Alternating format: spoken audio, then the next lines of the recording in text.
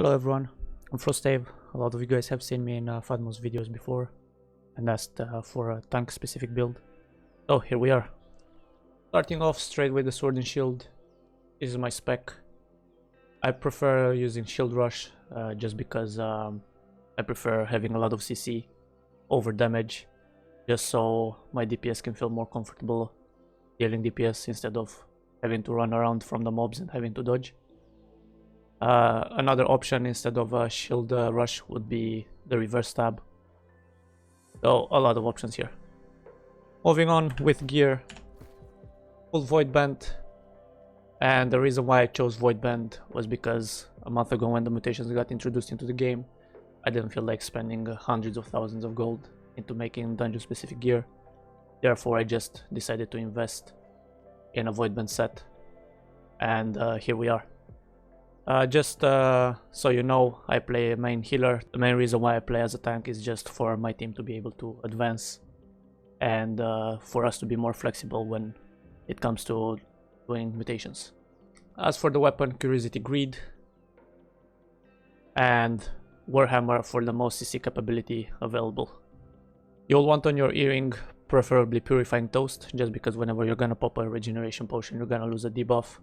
And for healers, a tip, you'll want to spec yourself into Splash of Light so you can get the Purify perk in order to remove debuffs from your allies.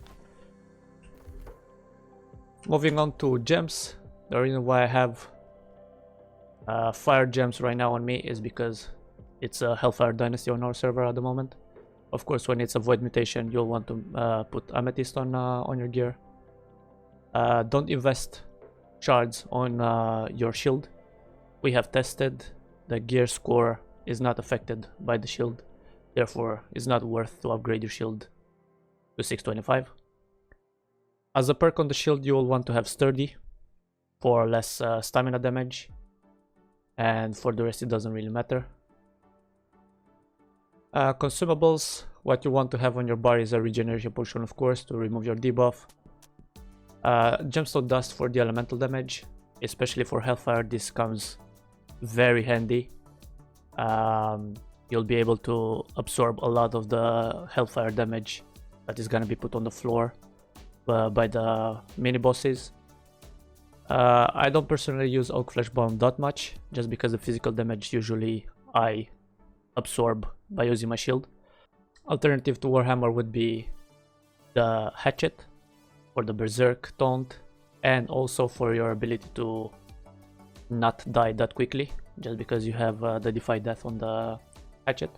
But I prefer, as I said before, the CC a lot more than survivability or dealing DPS as a tank. Buffs for the dungeon, coatings, Honing Stone, Incense, which we suspect might not be that useful, so you can pretty much skip the incense. Then it comes the attribute food and the hearty meal. You may wonder why I use such a low tier of attribute food. It's just because when I keep my sword out, it's enough for me to reach 300 strength and 200 constitution. I prefer the 300 strength perk just so I can have grit on my attacks, so I don't get CC'd too much by the mobs, staggered. And also 200 constitution is pretty much the sweet spot where you want to be as a tank. Do not worry too much about constitution. You'll want to have 200 just because of the perk. 20% increase to armor. When you have heavy armor, that is a lot of armor that you're gonna have. So don't go over, don't go under. 200 is more than enough. As a tip for everyone out there, why I keep the Bloodlines Curse in my inventory is because of that duplicating toast.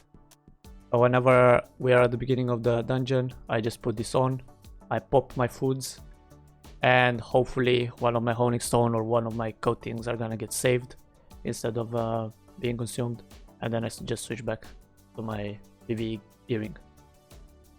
That's a tip for everyone, so yeah, make use of it. That was it for now. If you guys have any other questions, just let them in the comments. We're gonna try to respond to them as quickly as possible and as useful as possible. Don't forget to like and subscribe, and see you in the next one.